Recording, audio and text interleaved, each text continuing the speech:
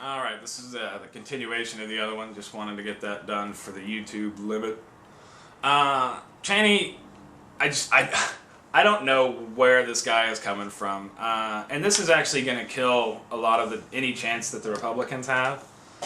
Between Rush and Cheney, they appeal to maybe 15%, maybe 20% of the people, these hardcore, ridiculous Republicans. And I have no problem. I've got a lot of friends who are really pretty cool Republicans, and I've got no problem with it. I'm whatever. And usually they can defend this stuff and can call bullshit on it when they need to. The way that they're going about it now, with this Rush running the party and wanting the country to fail, and wanting all the policies that we're trying to do to fail, and our economy to fail, and that's just, it appeals to this really small group of people that are quite vocal about it, and these are the people you see them online, and they're, oh, the Messiah won't save us, blah blah blah. And whereas those of us who are a little bit more rational are like, look, we've got a smart guy in the place, we've got a lot of serious problems caused by the economic policies of Bush and Cheney to a certain degree, where they saw all this stuff happening, cut taxes, and went to war, which is what goes back to earlier where I was talking about the Chinese leverage, because that was who was buying all our treasuries to fund this stuff as we kept going further and further into massive debt to those other people. Now we're trying to use the debt to bring us back out and get the economy running again. Will it work? I don't know, but we got to do something, and not acting at this point is not the right thing to do. Speaking of Rush, he challenged Obama to a debate. Look, you don't debate pigs like Limbaugh. If he wants to do a debate, he should probably get nominated for something. Or, actually, yeah, if he wants to have a debate with Obama, go ahead and run for the Republican nomination, get it, and then you can have your debate. Can't just sit there in your chair, pop in your OxyContin, and talk to these guys. It takes a lot more work than that. And Rush really could never get elected because he appeals to this 10% of nut jobs. More people listening to him than for that, but they do it for entertainment's sake because he's like Jim Cramer. He's out there entertaining. He's not an analyst. He's not a hard worker. He's just a talker. He can just talk all the time, which is great for entertainment. Not so good for when you're actually trying to run stuff. Speaking of that, David Frum, who was actually a speechwriter for Bush, had a great thing on why Rush is wrong and what the problem is with the Republicans. They're actually, if they want to double down at this point, it's really probably going to kill their party, because they're fighting against stuff without having a good answer. Just saying, no, no, no, no, no, no, no. And you can't do that when you're in a situation like this. You got to be doing something to get stuff moving again. And the way that they're going about it, it's not going to work. Let's see. Speaking of which, there was another Pew story. This is actually from a couple weeks ago. Like I said, I've been having a real life crisis myself, so I haven't been doing the videos for a while. It was a Pew study for the Pew Center on the States, by the Pew Center on the States. It says 1 in 31 U.S. adults is in the correction system, which includes jail, prison, probation, and supervision.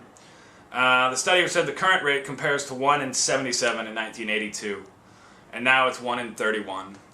Basically what that is a reflection of is the war on drugs and the war on the American people who use some drugs. And it's really turned us into something of a police state, in a literal sense, where we have the most people in prison anywhere in the world.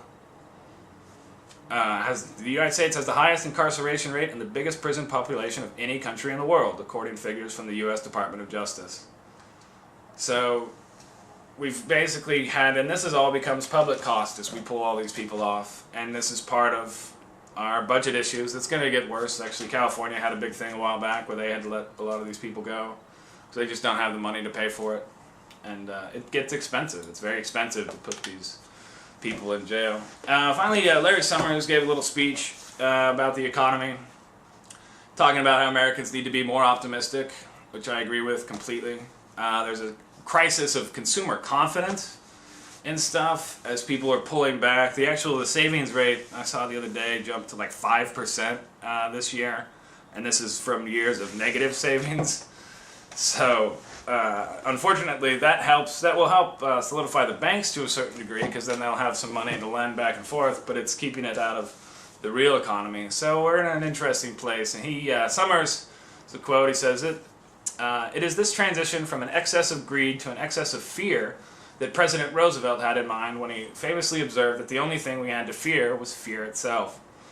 He's the director for the National Economic Council, and he emphasized the country must find a way to first overcome its fears if it is to overcome the current downturn. There's a fear cycle that goes into this stuff as people pull back and then make it that much harder to get out.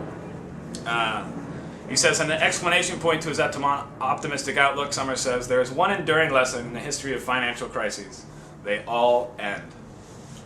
With the strong and sound policies the President has put forward in the passage of time, we will restore economic growth, regain financial stability, and find opportunity in this moment of crisis. That's the thing about this. This crisis has been a long time coming. There is plenty of blame to go around. I personally put it on the people who've been running the country for 20 out of the last 28 years and ran Congress for 12 out of the last 14 years. And it's their policies, I think, that kind of let this thing build and build and build. And then Bush was like, well, whatever, man, I'm out. And then it all went to hell, which is why you had such a move to Obama and why the change was different and why he's actually doing what he said to do. He's actually, from what I can see, he's doing pretty much exactly what he campaigned on. We do have a really big problem now, and we need to deal with it. Ben Bernanke gave a nice speech to the Council on Foreign Relations, talked about part of where the crisis came from. And a lot of it was there's the excess savings in the East, in the Far East, was what was used to help push up the credit markets. Excuse me. And we allowed both the credit for the stock market to get into the mortgage thing, which I've done videos on this before, you can look through them. And so there was all that extra money coming in, and so now he's talking about it. His speech was about, today I would like to talk about 4 key elements of their strategy to try and bring things back. He says, first, we must address the problem of financial institutions that are deemed too big or perhaps too interconnected to fail. Second, we must strengthen what I call the financial infrastructure, the system, rules, and conventions that govern trading, payment, clearing, and settlement in financial markets to ensure it will perform well under stress. Third, we should review regulatory policy and accounting rules to ensure that they do not induce excessive procyclicality. That is, they do not overly magnify the ups and downs of the financial system and the economy. And finally, we should consider whether the creation of an authority specifically charged with monitoring and addressing systemic risks would help protect the system from financial crisis like the one we are currently experiencing. Actually, I think that's what the SEC is supposed to be, the Securities and Exchange Commission. They actually did something already with what's called the uptick rule, which has to do with how you can short stocks. They had done a study on it while we were in this great bull market, and they're like, oh, it doesn't really do much. And then once you go into a bear market, and then they got rid of the rule. I'm not sure exactly when. I'll find it and add it on the editing.